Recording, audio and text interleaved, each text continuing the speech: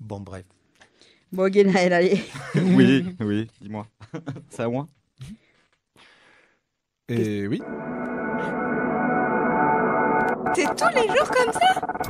Et c'est comme ça tous les jours? Tu vois, il n'y a pas le... Et c'est tous les jours comme ça?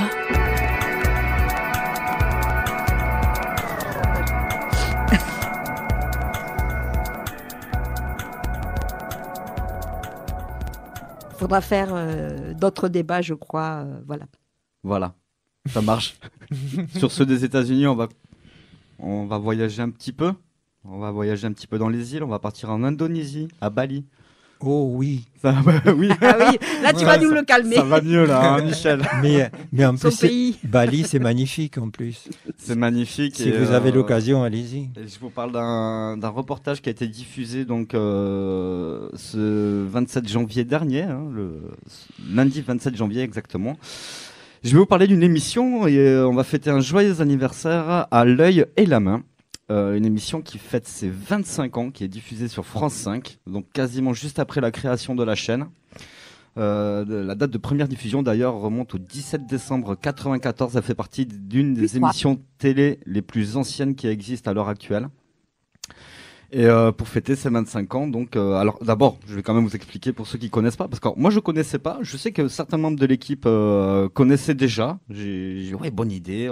J'ai eu pas mal de petits retours. Je ne connaissais pas, donc je vais la faire vraiment en mode novice. Et pour les gens qui nous écoutent, voilà, vous apprendre qu'il y a une émission qui est spécialement animée par des sourds. Pour des sourds et pour les entendants, bien évidemment. C'est une émission de télévision donc francophone qui est bilingue. Hein, d'un côté, animée en LSF, donc la langue des signes française, et sous-titrée, bien évidemment. Et d'un autre côté, il y a quand même quelqu'un qui parle, voilà, qui est pour les entendants, voilà, ça, ou pour les non-voyants même. Hein. Après, il manque un peu d'autodescription au niveau des images. Mais on peut quand même suivre sans problème l'émission.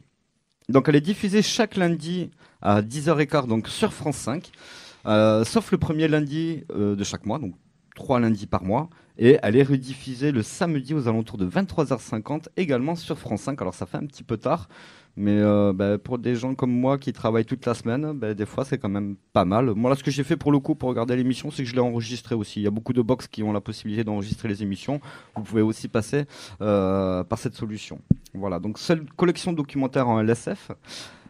L'œil et la main est une émission bilingue et biculturelle élaborée et réalisée par des sourds et des entendants. Elle s'adresse donc aux uns comme aux autres. Chaque épisode dure 26 minutes. Et au vu des sujets abordés, croyez-moi, 26 minutes, c'est court. C'est court, on est tellement dedans qu'on pourrait passer 1 heure à regarder chaque sujet sans aucun problème. Maintenant, c'est comme ça. C'est très bien fait, par contre, 26 minutes, elles sont bien remplies, aucun problème. Et c'est l'occasion donc de traiter des sujets de société par le prisme de la langue des signes. Une langue différente pour regarder et questionner notre monde autrement. Et depuis 2000, ce regard sourd porté sur les sujets est matérialisé à l'écran par la présence de ce qu'on appelle un passeur. Hein, le présentateur est lui-même sourd. Eh bien, ça porte sur le questionnement et il conduit à la narration par la suite. Et décliné selon les 3 formes d'un simple film documentaire, donc ou portrait, ou enquête, ou dossier, les sujets sont variés et concernent aussi bien la culture sourde que l'actualité de manière générale, les faits de société, personnalités marquantes de la communauté sourde, sujets d'actualité, questions de santé, relations au sein de la famille, éducation, militantisme sourd, etc., etc. Vraiment, tout est abordé. L'œil et la main est donc le reflet des combats et des grands événements qui ont transformé la vie des sourds. Et établit également des passerelles entre les deux mondes, le monde des sourds et le monde des entendants. Pourquoi tu nous parlais de l'Indonésie? Et parce que justement, pour ces 25 ans, le sujet qui a été traité, on part donc sur Bali. D'accord, ça va? Oui, Ouais, oui. d'accord. Ça y est, j'ai pris l'avion, moi, c'est Oui. bon. Ah ouais, c'est bon, ça marche. Oui. Et Laurent Vallot, donc un des animateurs, car il se passe un petit peu le relais d'une émission à une autre, l'un des animateurs est parti donc à Bali, dans le village de Bengkala, où une forte proportion de personnes sourdes vit en parfaite harmonie avec les personnes entendantes. Et en parfaite harmonie, c'est vraiment... C'est juste assez incroyable à l'image. Donc c'est une commune quand même qui compte environ 2000 habitants. Et ils sont une cinquantaine de sourds entendants, mais tout le monde là-bas connaît la LSF. Des 2000 personnes. Les 2000 personnes. C'est chouette. Enseignées à l'école du village, dès le plus jeune âge, et ça depuis maintenant 7 générations. Donc c'est la langue des signes indonésienne. C'est la langue des signes indonésienne, tout à fait. Et donc on suit Laurent dans ce petit reportage de 26 minutes, comme tous les autres, hein, et au travers de ce petit village qui est vraiment complètement singulier, quoi. Et vraiment, quand on parle de parfaite harmonie, c'est que là, on n'a plus de barrière, quoi. Hein. Ouais, mais eux, ils sont pas connectés.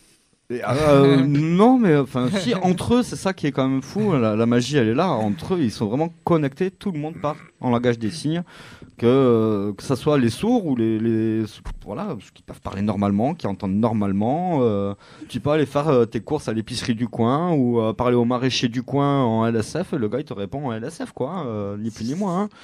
Hein. C'est quand même assez incroyable. Je sais qu'ils apprennent à l'école. Et ils l'apprennent à l'école, ouais, d'ailleurs, ça prend un grand temps dans le temps scolaire dans la semaine des écoliers là-bas. Hein. C'est vraiment, c'est complètement bilingue à 100%. Ça fait du bien. Je pense que j'irai là-bas déjà, j'en repartirai pas. Hein. On est d'accord. Hein. Voilà, donc déjà. Pour fêter ces 25 ans, je trouve que le sujet est bien choisi et je vous le recommande. Hein. Vous pouvez donc le visionner en replay sur France TV, hein, sur Internet. Alors, vous pouvez avoir les replays des anciennes émissions. Je suis remonté jusqu'en 2017, ce qui est déjà quand même pas mal. J'ai pas pu remonter plus loin. En 2015, ils étaient déjà quand même à la 600e émission. Alors, pour avoir les replays des 600 émissions, ça, à mon avis, c'est un peu compliqué au niveau de l'Internet. Je voulais vous présenter les 600 émissions dans le détail. Je pense qu'on n'aurait pas eu trop le temps. Ben déjà, on a dépassé là. Bah, disons que t'as pas mal de sujets d'avance, du coup c'est bien. Comme ça. Ah ben là, il y a par matière. Non, je conseille vraiment cette émission à tout le monde. Les replays sont facilement accessibles et les sujets traités, particulièrement pour les sourds ou concernant les sourds, ça parle vraiment de plein de généralités, plein de faits de société. Vous pouvez regarder ça comme si vous regardiez Thalassa ou Faut pas rêver, hein, sans problème. Hein. Voilà, donc je la recommande vraiment à tout le monde, profitez bien.